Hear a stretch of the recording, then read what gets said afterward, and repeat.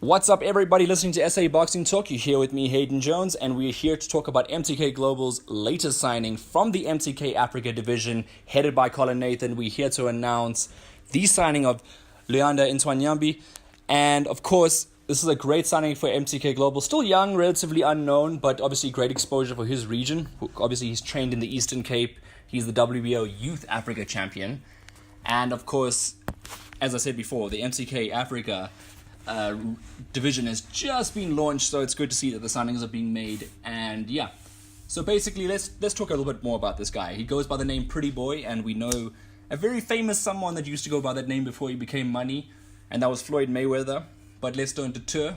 He goes by the name Pretty Boy, trained in the Eastern Cape, won multiple trophies as an amateur, and of course he only debuted in 2017. Now, he's highly ambitious, as most young fighters should be, especially young fighters that haven't tasted defeat yet.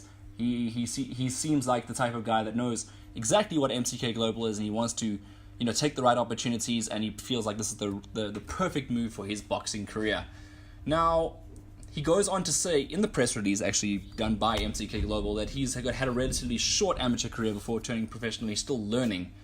It is a very popular sport in the Eastern Cape, and of course, he's planning to improve and win more titles. Now, any young fighter with ambition is willing to... No one's going to say that they're not going to win titles. So let's just see how good he is.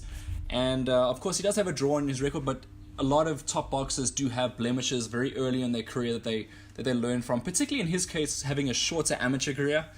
That blemish, he probably wants to write off at some point, maybe in his next fight or the fight after that, depending. A lot of fighters do like to come back for their revenge. And just taking a quote by Colin Nathan that is in the press release as well, he says, "We've delighted to have secured the signing of Luyanda and believe him to be one of the more promising talents in African boxing." And I haven't seen much of him yet, so I can't comment on that. And in terms of televised dates and stuff, he'll be getting a lot more exposure, especially he is signed to Rumble Africa as well, which is a fast-growing promoter in South Africa. Could be up for Promoter of the Year as well at this rate. Shorter known as RAP, Rumble Africa Promotions. So yeah, they also the up-and-coming promoters.